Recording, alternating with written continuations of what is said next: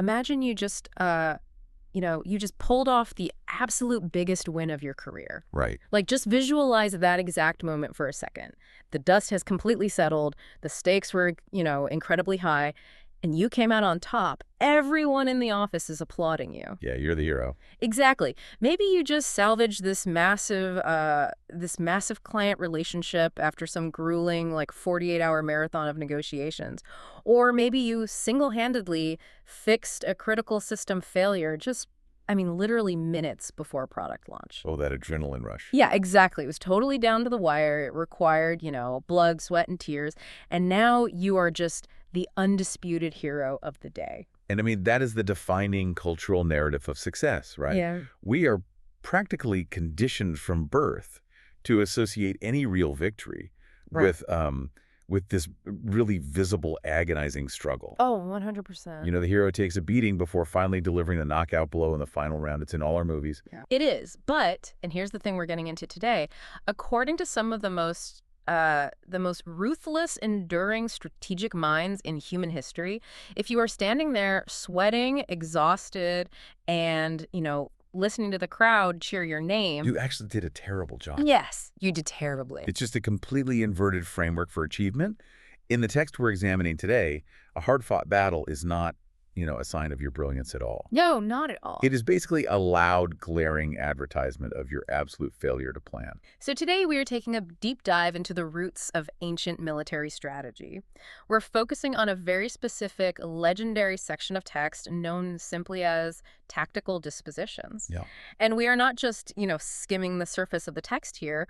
We have brought along this massive stack of notes compiling centuries of really fierce debate from historic commentators. Right. Figures like Topmost, Cao Kung, and Ho Shi. Exactly. These are brilliant strategic scholars who spent their entire lifetimes dissecting and honestly arguing over the exact implications of these ancient words. Oh, the arguments get incredibly intense. They really do. So our mission for you today is to basically completely tear down and then rebuild your definition of what excellence actually looks like.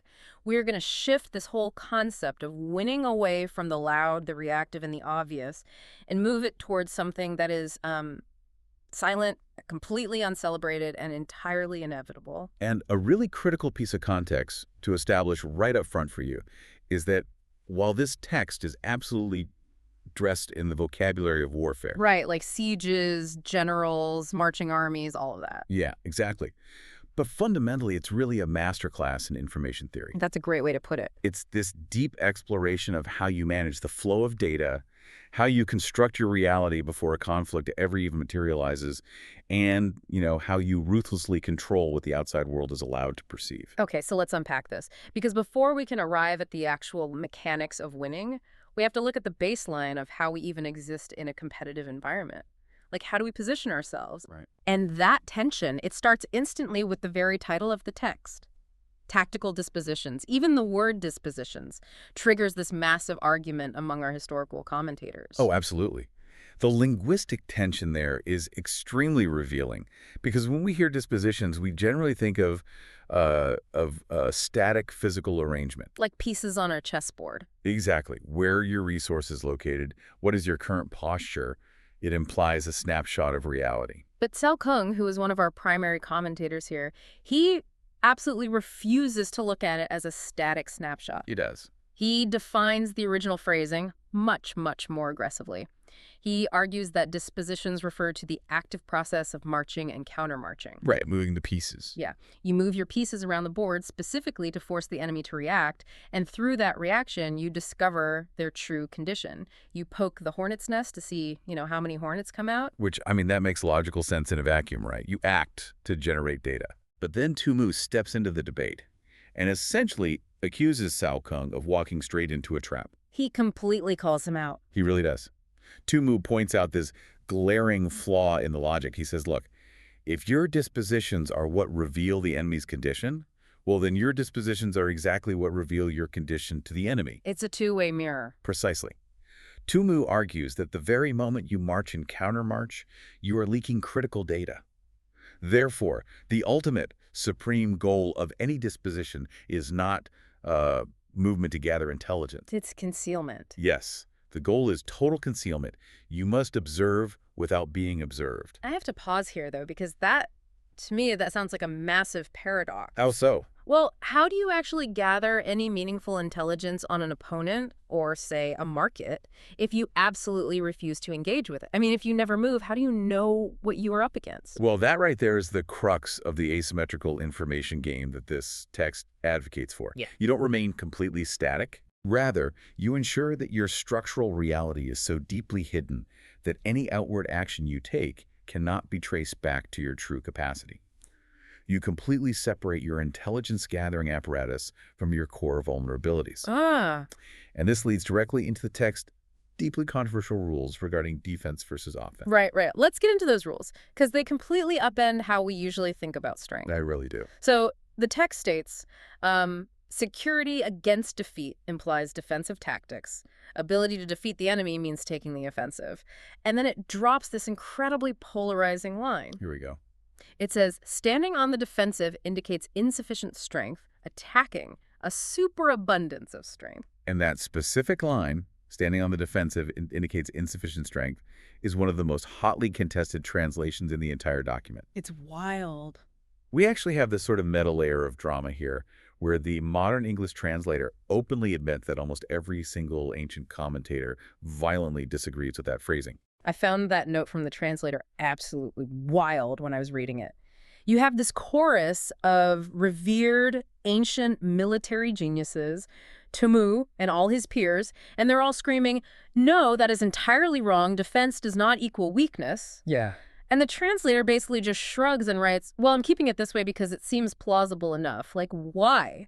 Why dig their heels in on a translation that the historical experts universally reject? Because the translator is clinging to a very rigid, almost mathematical literalism. Okay. From a purely arithmetic standpoint, if you have a massive advantage in numbers and resources, you naturally attack.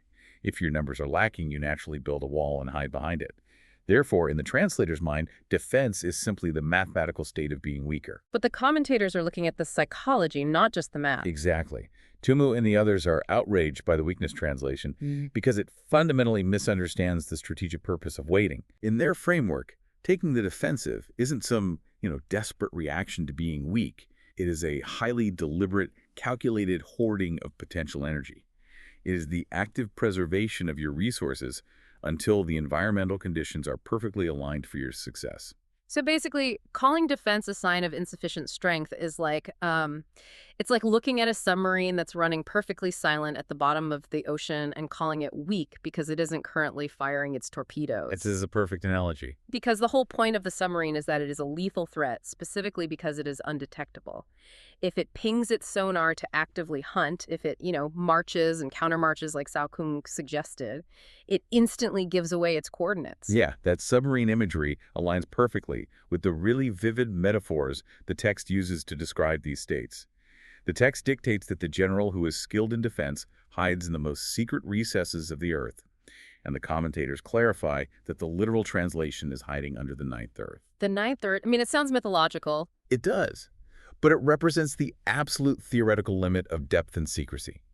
It is not just hiding. It is rendering yourself a total void of information. Wow. You bury your intentions, your supply chains, your anxieties, your capabilities so deep that your opponent has absolutely nothing to analyze. It basically requires you to become a perfect black box. Yes. You absorb all the external data coming in, but you emit 0 data points back out. You are just completely unreadable, no leaks, no telegraphing your moves, no complaints. And the asymmetry of that darkness is what makes the subsequent attack so devastating. Because the text contrasts the ninth earth by stating that the master of attack flashes forth from the topmost heights of heaven. Flashes forth. So if the ninth earth is running silent in the submarine, the attack from the heights of heaven is just this catastrophic, instantaneous data breach. It is a thunderbolt. The commentators emphasize that falling from the topmost heights means there is absolutely 0 time for the adversary to register what is happening, let alone mount a defense. You transition instantly from a state of total, unreadable darkness to an overwhelming, blinding reality. So think about the implications of this for a moment and consider your own operations. Yeah. Or even just navigating a complex personal negotiation. Ask yourself, how much of your condition are you leaking to the room? That's a scary thought. Right. Are you constantly broadcasting your stress levels? Are you openly boasting about your minor wins? Are you marching and countermarching just to feel like you are doing something? Which people do all the time. All the time. Or are you disciplined enough to operate from the ninth earth, protecting your true capacity until the exact moment you are ready to drop the thunderbolt? But see, that raises a massive logistical problem. What's that? Well, if the ultimate strategy is to remain completely invisible in the ninth earth, right, and then strike with the speed of lightning, how do you actually know when to strike? Like, how do you identify the precise millisecond to transition from waiting to attacking? Well, the text does provide an answer, but I'll warn you, it is a deeply uncomfortable one. Oh, I'm ready. It demands a level of perception that requires you to detach yourself completely from the consensus of society. You have to learn to see what literally everyone else is overlooking. Which means fundamentally redefining what excellence even is. Right. Because the text attacks society's definition of victory head on here. It says, to see victory only when it is within the ken of the common herd is not the acme of excellence. Neither is it the acme of excellence if you fight and conquer. And the whole empire says, well done. It's a pretty brutal critique of our need for validation. I mean, the common herd is a harsh phrase, but the strategic logic behind it is flawless. Think about it. If your victory is obvious enough that the average person on the street can comprehend it and cheer for it, it means the conflict was loud, visible, and dramatic. And if it was loud and dramatic, it means there was a real possibility you could have lost. Exactly. There was risk. The crowd is cheering specifically because they were in suspense. And the presence of suspense means your strategy was flawed. Right. True excellence leaves no room for suspense. Cao Kung delivers this absolutely brilliant metaphor to explain this required level of vision. He says, the thing is, to see the plant before it has germinated. Seeing the plant before it has germinated, so not when it breaks the soil, Yeah. not when it sprouts leaves, but when it is literally just a seed buried in the dirt. It is entirely predictive vision. Strategy is not the art of reacting gracefully to a fully formed crisis. Right. It is the discipline of looking at a patch of bare soil, understanding the environmental conditions, knowing exactly what kind of poisonous root is gestating beneath the surface, and quietly removing it. That's incredible. You don't wait for it to grow into a massive thorny oak tree so you can chop it down with an axe in front of a cheering audience. You deal with the seed.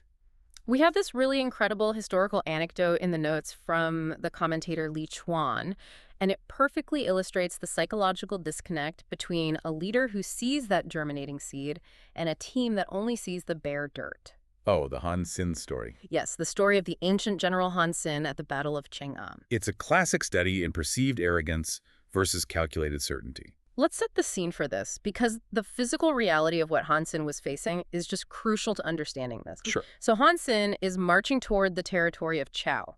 The army of Chao is not just vastly superior in sheer numbers, they are deeply entrenched in a fortified, walled position. By every visible metric, Han Xin is walking his men straight into a meat grinder. It looks like absolute suicide. Completely. The common herd, which in this case refers to his own veteran officers, they are looking at these walls, they're counting the enemy's troops, and they are feeling the very real terror of the situation. They're probably waiting for a speech. Exactly. They are waiting for their commander to give this rousing, desperate speech about, fighting to the last man, let's go out with honor, that kind of thing. Right. Instead, Han Hin gathers his officers, looks at this basically impregnable fortress, and casually says, "Gentlemen, we are going to annihilate the enemy and shall meet again at dinner." And the commentary notes that his officers gave a, quote, highly dubious assent. Yeah, I bet they did. They were essentially humoring a madman. They did not believe it for a single second. They are looking at him thinking, right, dinner? Sure, we're all going to be dead in 3 hours, but yeah, let's plan on dinner. Yeah. And from a modern leadership perspective, Han Hin sounds completely detached from reality. He sounds like a toxic CEO promising impossible quarterly returns while the company is bleeding cash. That is exactly how it appears to the untrained eye.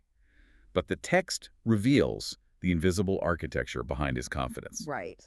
Han Xin was not relying on blind optimism. He had already processed all the environmental data, he anticipated the enemy's psychological weaknesses, and he had worked out a highly complex, deceptive stratagem in his mind. He had already run the simulation. He had run the simulation, and he knew the math. The battle was over before a single weapon was even drawn. He saw the plant before it germinated. He knew that by dinner time, the physics of his stratagem would inevitably result in the total collapse of the Chow army. But to achieve that kind of foresight, I mean, to run that simulation with total accuracy, it requires a hypersensitivity to your environment that honestly borders on the supernatural. It really does. The text uses these beautiful, poetic analogies to explain just how refined your senses must become. It says the lift in autumn hair is no sign of great strength. To see the sun and moon is no sign of sharp sight. To hear the noise of thunder is no sign of a quick ear. And just to give some context to the poetry here, an autumn hair refers to the fur of a hare as it sheds and regrows in the autumn. It is a strand of hair so fine and light, it is practically weightless. Right. Lifting it requires zero muscular output. Exactly. And seeing the sun requires merely opening your eyes.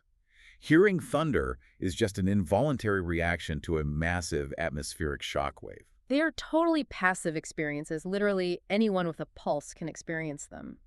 But Hoshi, one of our historical commentators, provides concrete examples from antiquity of what true, terrifyingly acute sensitivity actually looks like. He contrasts the mundane with the legendary. Yeah, Hoshi mentions Wu Huo, who was a legendary strongman who could supposedly lift a tripod weighing 250 stone. Which is massive. Right, that is an active, undeniable manifestation of strength. Then he mentions Li Chu, a man renowned for his vision, who could stand 100 paces away and clearly distinguish an object no larger than a mustard seed. And then comes my absolute favorite example in the entire text. Oh, I know which one you're going to say. It is the example of hearing. Hoshi brings up Shi Kuang, the blind musician. Yes.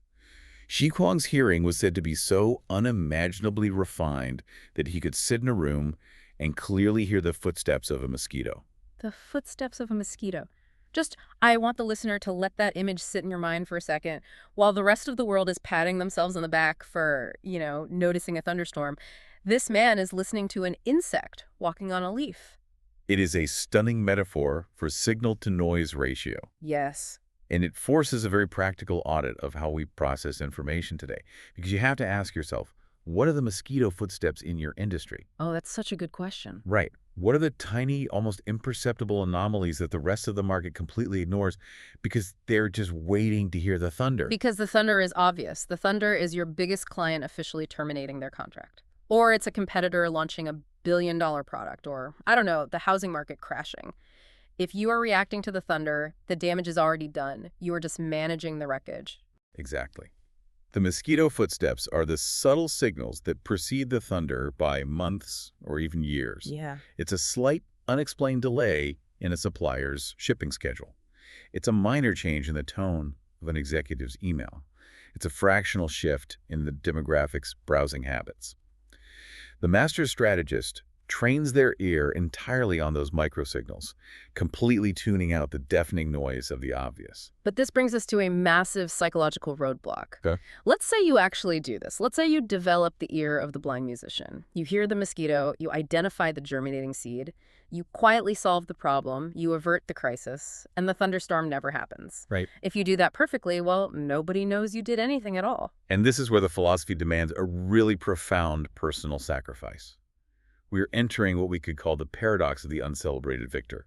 To master this level of strategy requires a total and absolute ego death. It is an ego death because you are deliberately cutting off your own supply of validation. The text states, what the ancients called a clever fighter is one who not only wins, but excels in winning with ease.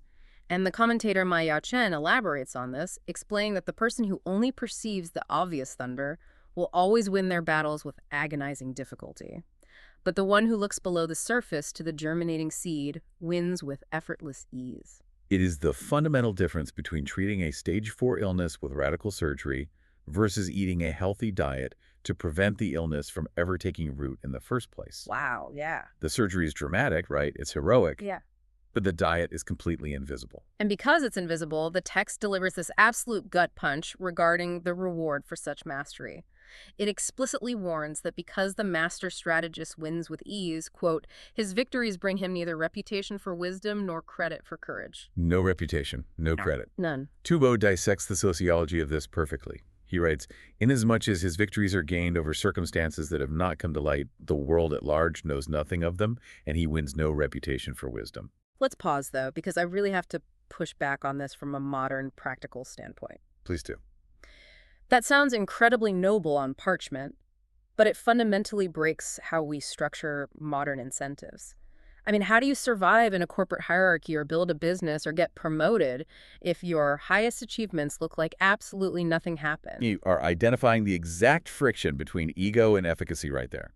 Because I always think about this in terms of like IT infrastructure and cybersecurity. Okay, let's hear it. Imagine a massive company with a really fragile server network. One night, a vulnerability is exploited, the entire system crashes, databases are locked, the website goes dark. It is an existential disaster for the company. Total nightmare. Right. But there is one IT engineer who sprints into the office, stays up for 48 hours straight, chugging coffee, writing frantic code, sweating through his shirt, and finally, at 6 a.m. on Monday, he forces the system back online. And how does the organization react to that engineer? Oh, they treat him like a god. The CEO sends out a company-wide email praising his dedication. He gets a massive bonus. Everyone slaps him on the back in the hallway. He gets all the credit for courage because he fought a very visible, bloody battle. You heard the thunder, and he fought the storm. Exactly. But now imagine a different IT engineer at a competitor's company. She operates from the ninth Earth. Ah. She is meticulously scanning the daily logs, listening for the mosquito footsteps.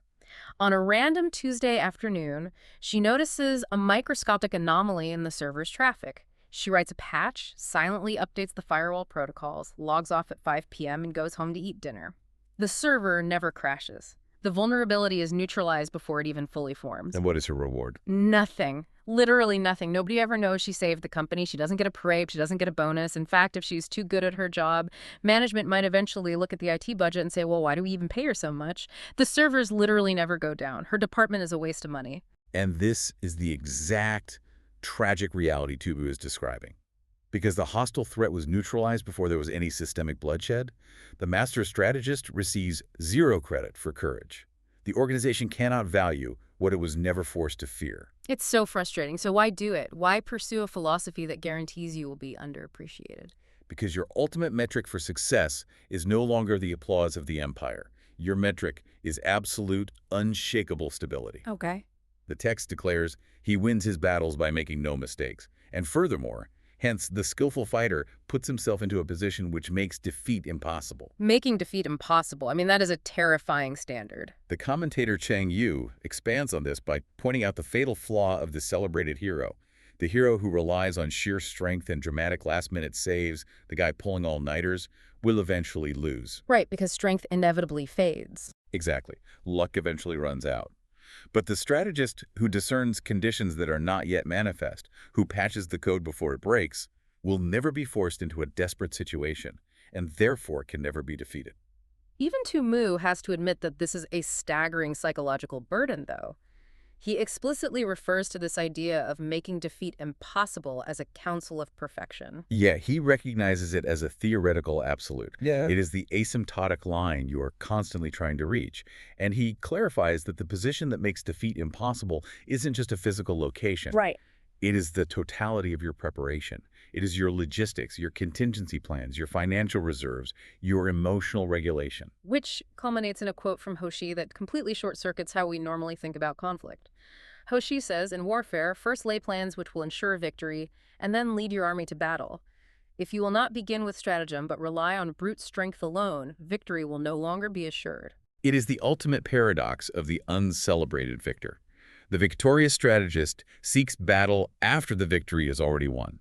The defeated fights first and looks for victory later. I hear that, and I agree it is a profound philosophy. Seek battle after the victory is won. It sounds great, but let's be fiercely pragmatic for a second here. Okay, lay it on me. In modern business, in real-world chaos, you rarely have the luxury of absolute certainty. You are forced to launch products before they are perfect. You are forced to negotiate before you have all the data. How on earth do you guarantee that a victory is secured before you even sit down at the table? Well, you're asking for the actual machinery of the philosophy. Yeah. And the brilliance of this text is that it does not abandon us in the realm of poetic theory. It transitions from philosophy directly into a rigid, sequential algorithm for generating certainty. It gives us the math.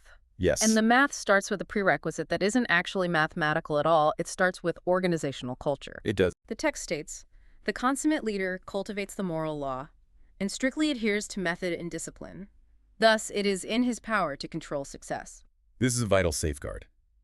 Before you can run the strategic algorithm, you must have an unbreakable foundation. If your organization lacks moral cohesion, if your team does not fundamentally believe in the mission, or if you lack strict adherence to method and discipline, the math will not save you. Right. A brilliant stratagem executed by a fractured, undisciplined team is just a faster way to lose. That makes total sense. So once that baseline of discipline is established, the text lays out a specific five-step chain of operations. And this is really the core engine of the entire philosophy. Let's hear it. It says first, measurement; second, estimation of quantity; third, calculation; fourth, balancing of chances; fifth, victory.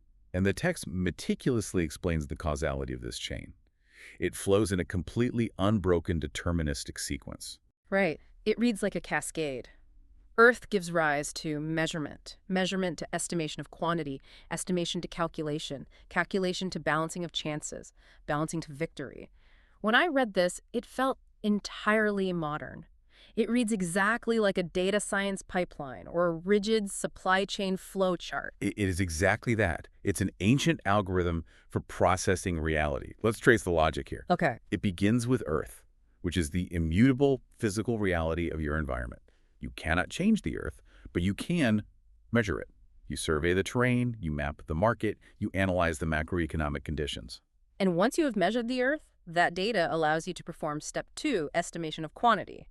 Because you know the physical constraints of the terrain, you can accurately estimate how many resources the enemy can actually field or how much market share a competitor realistically holds. Exactly. Measurement yields estimation. But the transition to the third step, calculation, is where the historical commentators plunge into one of their most intense, fascinating debates. Oh yeah, they go off on this one. They really do. Analyzing how they argue over this single word reveals the fundamental tension between cold, hard data and human intuition. Because the translator specifically notes that the original Chinese text makes it incredibly tricky to distinguish the nuances between these middle steps. The linguistic ambiguity is the battlefield here. Some scholars look at step 3, calculation, and argue that it is purely a continuation of the mathematics. Right. If step 2 is estimating the enemy's overall condition, they argue step 3 is literally just counting their specific numbers, tallying the chariots, adding up the troops. But Tumu violently rejects that interpretation. He refuses to believe that the supreme art of strategy boils down to just counting things. Tumanu elevates the concept of calculation. He argues that step 3 is the moment where human genius enters the algorithm. He writes, the question of relative strength having been settled, we can bring the varied resources of cunning into play. The varied resources of cunning, that is such a loaded phrase. It is the insertion of stratagem into the pipeline. Tumu is saying, look, you have measured the ground. You've estimated the enemy's numbers. Now, in step 3, you calculate the deception. Oh, wow. You calculate how to use the terrain against them. You calculate how to manipulate their psychology. But then Hoshi chimes in and throws cold water on Tumu's romantic view. Hoshi argues that, no, calculation really is just about the numbers. He strips all the magic out of it. He really does. And it seems like this debate strikes at the very heart of how we view conflict. Is winning ultimately just an inescapable mathematical equation where the bigger number always wins, or does human cunning have the power to override the raw data? The text ultimately synthesizes the two views in step 4, balancing of chances. This is where you take your raw numbers, you factor in your stratagems and cunning, and you place them on a scale against the enemy's numbers and their projected behavior. Yeah. You weigh the total ecosystem of the conflict. And if you have done the first 4 steps with absolute unsparing honesty, step 5, victory, isn't something you fight for. It is just the automatic output of the equation. It strips hope out of the process. It strips luck out of the process. You do not hope for victory. You calculate it. So assuming you have actually achieved this impossible standard. Right. You have hidden in the darkness of the ninth earth. You have trained your ear to hear the mosquito footsteps and identified the germinating seed. You have swallowed your ego, accepted that you will receive no credit, cultivated strict discipline, and meticulously run the 5-step data pipeline. You've done all the work. Exactly. What does the actual moment of conflict feel like? Well, that is the ultimate payoff. According to the text, if you have done the invisible work, the visible battle does not feel like a struggle at all. It feels like the application of physics. The text uses this stark, incredible imagery to describe the momentum of a fully prepared entity. It states, a victorious army opposed to a routed one is as a pound's weight placed in the scale against a single grain. The imagery of the scale is essential here because a scale does not fight. Right. When you place a massive weight on one side and a stick of dust on the other, the scale simply yields to reality. It slams down instantly. There is no suspense. And I have to bring up the historical pedantry surrounding this metaphor because I find it absolutely hilarious. It's just pretty funny. We have this profound philosophical point about inevitable momentum, and the historical commentators immediately descend into a vicious argument over the exact literal weight of the objects on the scale. They are scholars. They literally cannot resist the urge to correct each other's math. The translator points out that the literal Chinese phrasing compares an I to a SHU. So Chu Shi, one of the later commentators, confidently states that an I is exactly 20 ounces. Okay. But then the translator, Legge, swoops in and publicly corrects him, citing the ancient writings of Mencius to declare that an I is actually 24 Chinese ounces, weighed against a SHU, which is 1/24 of an ounce. And then Lu Chuan from the Tang Dynasty enters the chat just to agree with the 20-ounce theory. They are fiercely debating a margin of 4 ounces. It is highly entertaining, but it proves how easily even brilliant minds can miss the forest for the trees.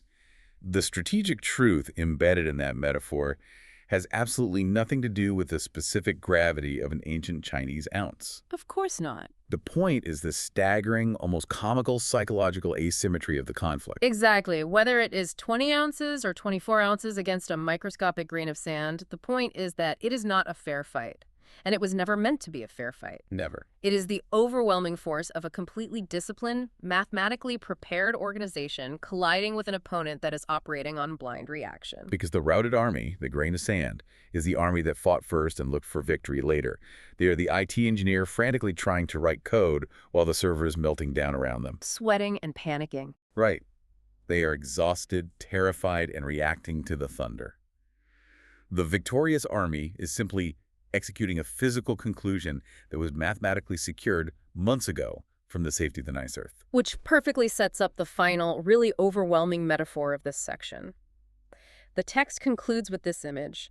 The onrush of a conquering force is like the bursting of pent-up waters into a chasm 1,000 fathoms deep. Pent-up waters. It implies a massive accumulation of potential energy that has been deliberately, painstakingly restrained. Yeah, whenever I read that line, I picture a modern hydroelectric dam. Oh, that's a good visual. Right. Think about the sheer scale of the invisible work required to build a dam. You spend years surveying the geology of the valley. That is step 1 measurement. You calculate the volumetric flow of the river, step 2 estimation. You pour millions of tons of concrete, reinforcing the structure, aggressively sealing every single microscopic crack so that not a single drop of your potential energy leaks out prematurely. It's exhausting. You spend years hiding in the ninth earth doing exhausting, unglamorous, uncelebrated labor. But the crucial shift happens when the preparation is finally complete. Right. When the math is balanced and the time finally comes to release that water into a chasm 1,000 fathoms deep, opening the floodgate requires almost zero physical effort. Right, you just flip a switch. You just press a button, you turn a wheel. The battle itself is just gravity taking over. The water does not have to struggle or bleed or fight to reach the bottom of the chasm. It just falls. The true labor was the discipline of holding the water back until the precise moment of maximum impact. I think that is the most vital question we can pose to anyone listening to this deep dive right now. Look at the major objectives you are pursuing in your career, your business, or your personal life. Are you currently trying to push water uphill? Yeah. Are you fighting a loud, sweaty, exhausting battle every single day, relying entirely on brute strengths and hoping for a victory that you haven't actually mathematically secured? That's how most people operate. It is. Or are you willing to do the quiet, uncelebrated work of building a dam?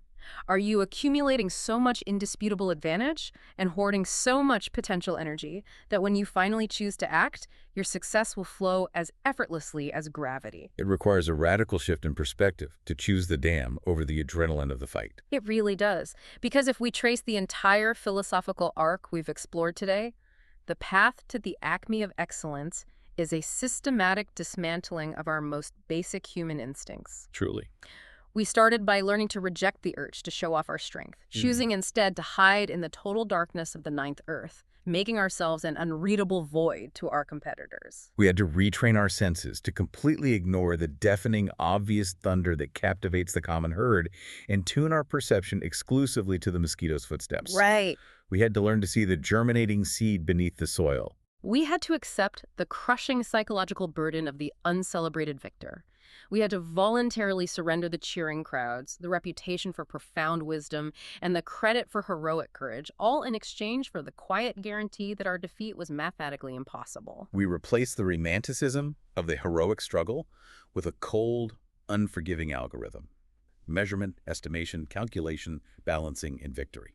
We did all of that grueling, invisible preparation so that the actual moment of conflict, the moment the world finally sees, is not a desperate 50-50 struggle for survival. It is merely a pound weight slamming down on a grain of sand.